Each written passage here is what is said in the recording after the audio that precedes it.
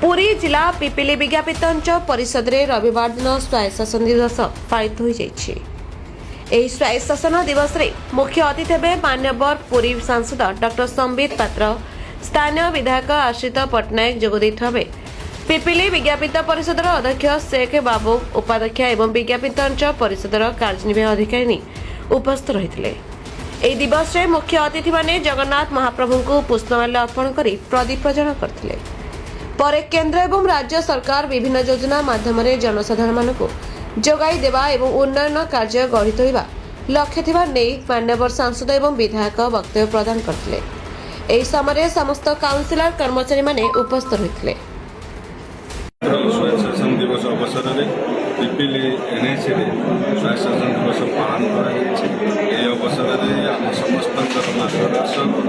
लोकप्रिय सांसद डॉक्टर संबित पात्र महोदय मुख्य अतिथि भाव में जोगदे आम गणन पिपिली नगर अंचल किभली भाव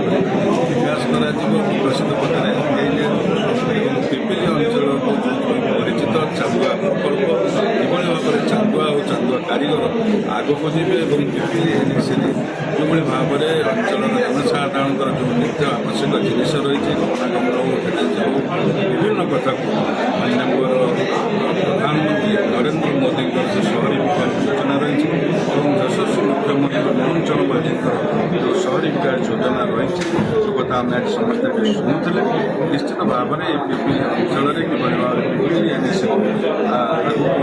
आगक यार कायाकल्प आहरी वृद्धि कर आम समस्त पवित्र दिन में स्वायत्त शासन आम समस्त प्रक्रिया नवा शासन द्वारा समस्त सहयोग पिपिली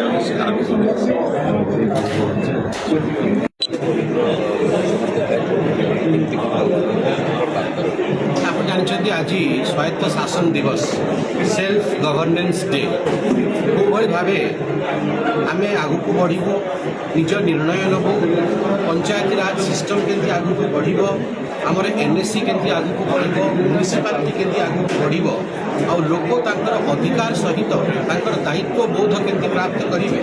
आज दिन हूँ से पवित्र दिन स्वाभाविक भाव में माननीय मुख्यमंत्री को आम सब शुणु माननीय मुख्यमंत्री आज आम समस्त जो मार्गदर्शन देते जो आशीर्वाद देते सी 1.5 वर्षर जो आमर रही भारतीय जनता पार्टी कार्यखंड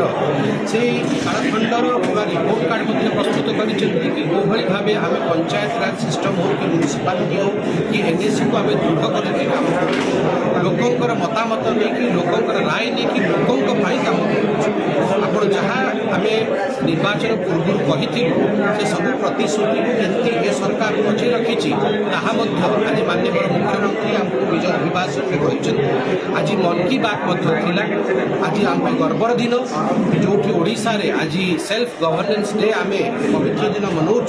से आम माननीय प्रधानमंत्री नरेंद्र मोदी आज मन की बात जय जगन्नाथ उद्घोष कर जय जगन्नाथ कहीकि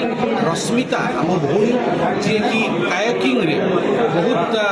अवार्ड लेके काश्मीर में जाकि गोल्ड मेडल पाई से साधुवाद देते आम सब देखी मन की बात रे माननीय प्रधानमंत्री रश्मिता सागरे दीर्घ काल कथा सी ओडिशा भूरी भूरी प्रशंसा करोडिशा केमती क्रीड़ा खेल बढ़ आज माननीय प्रधानमंत्री मन की बात मु माननीय प्रधानमंत्री बहुत बहुत धन्यवाद देवी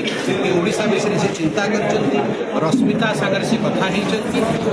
माध्यम समस्त ओडिया पिला कहि माननीय प्रधानमंत्री जहाँ आज कही प्रोत्साहन भाव में ग्रहण करके आम समस्ते खेल को आहरी आगे बढ़े। Bureau reports the Republic Odisha 24 news.